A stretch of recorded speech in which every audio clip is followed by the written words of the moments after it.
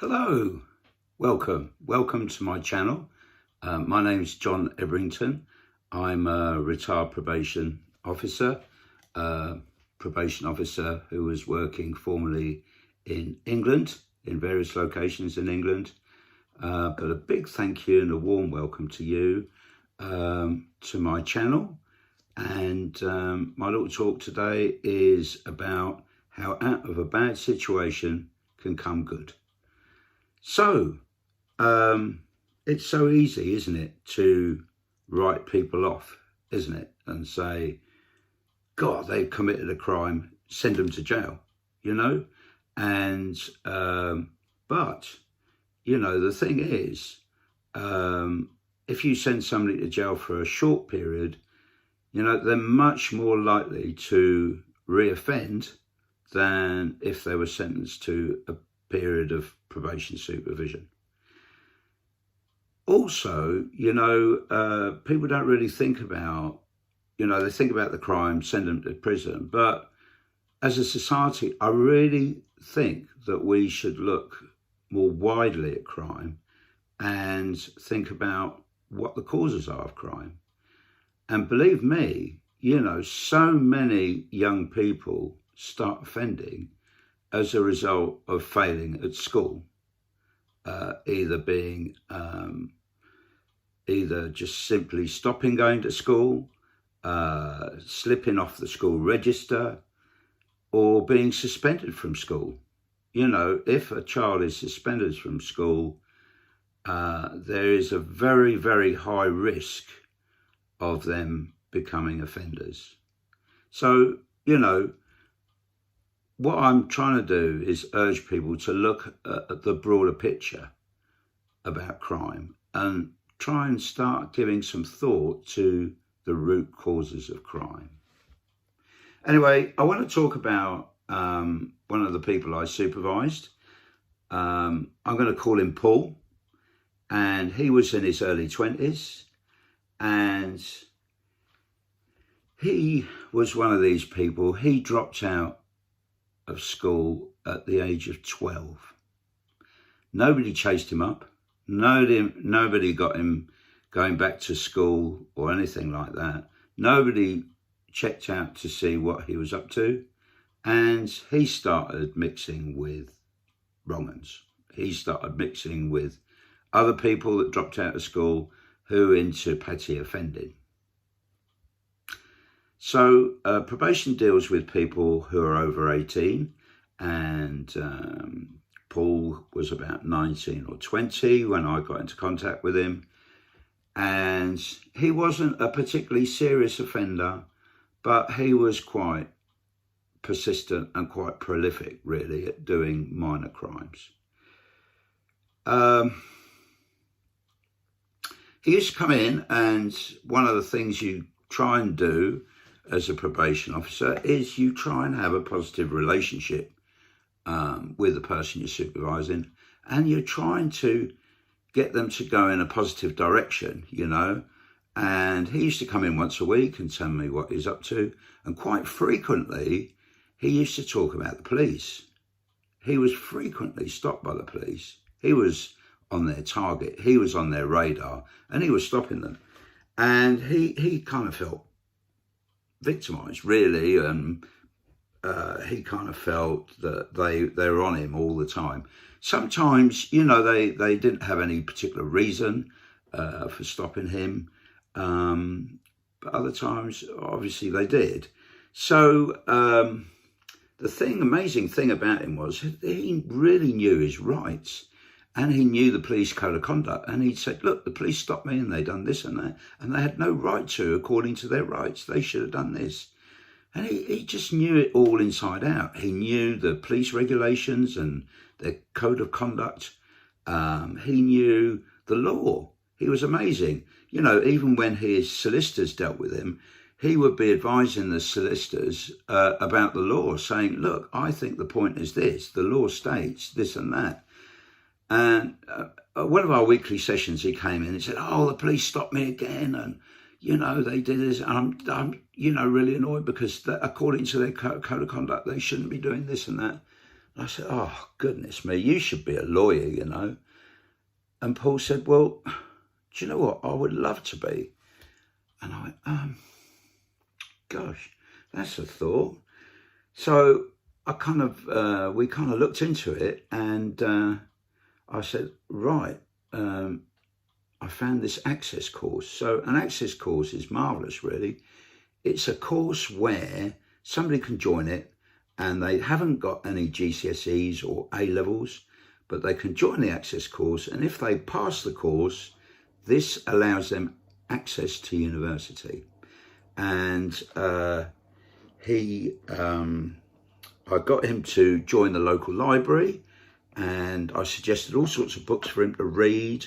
I remember there was one, it was called Learn How to Study, which was quite apt. And, I gave him a nice reading list. He got all these books out from the library, and he enrolled in the access course in a humanities course.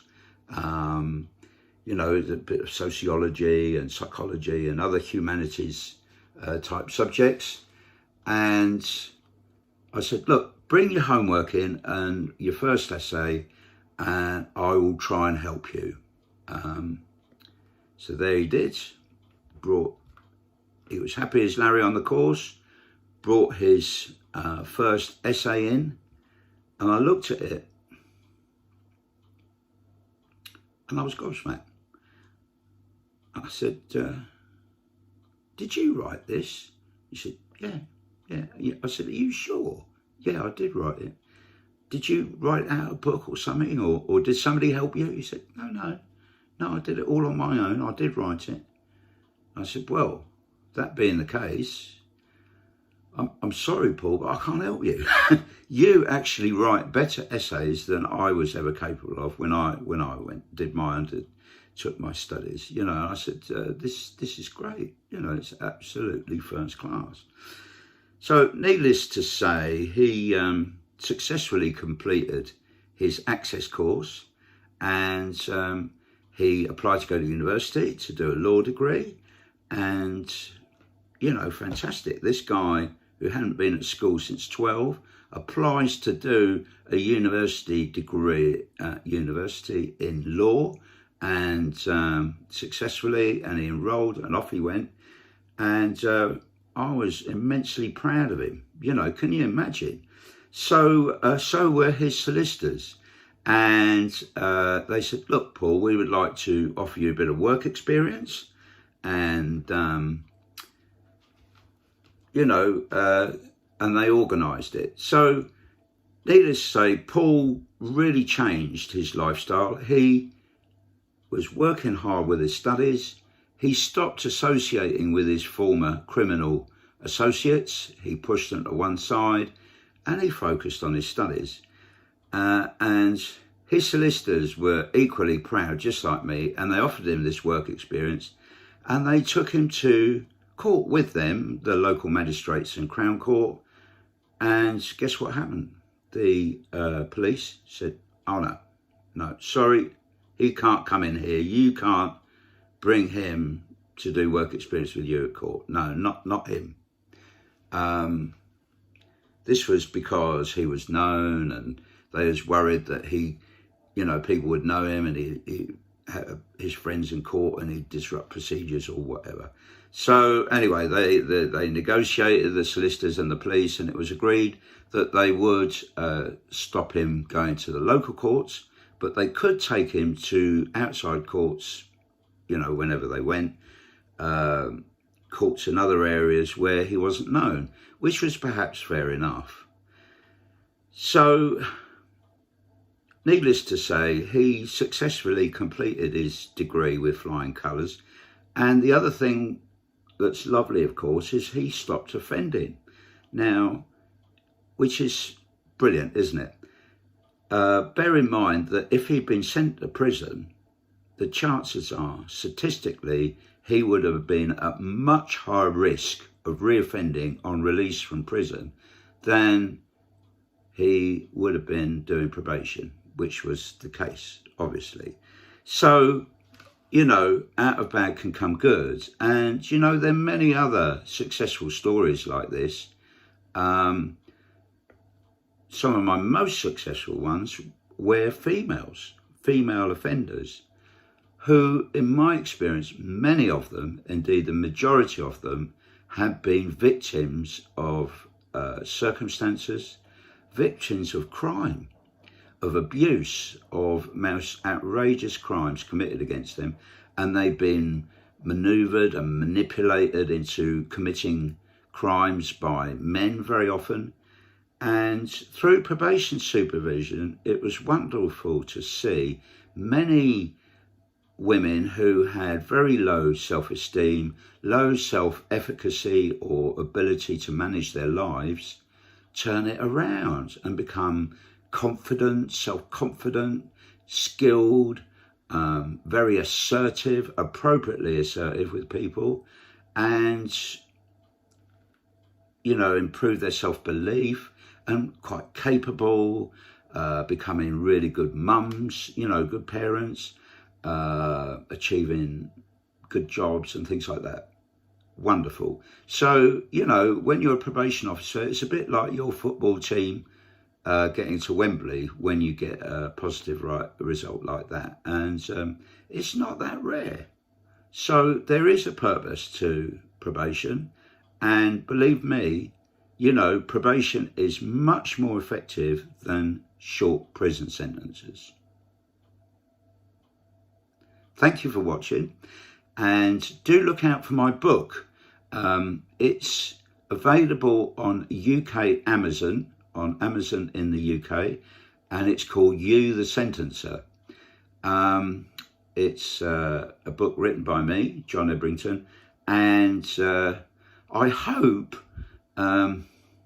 it's the sort of book that people read and it's so boring that they all go to sleep on it. No, that's not true. It's my little joke. Hopefully you'll find it interesting. I write in a kind of basic, straightforward manner. And so it's hopefully quite easy to read. But the interesting thing about it is a very interactive and participative book, in that throughout the book you are asked questions. So at the beginning of the book you are interviewing people, and you have to work out, you have to form a view about the interview. Then there are a series of court reports that are quite realistic, and you have to choose how you would sentence them. And then finally, there are a number of difficult dilemmas for you to consider. Very, very interesting. So do look out for my book. It's available on Amazon UK. It's called You the Sentencer, and I really hope you enjoy reading it. Very best wishes, and thank you so much for looking in, and do look out for other YouTubes on my channel. All the best now. Bye-bye.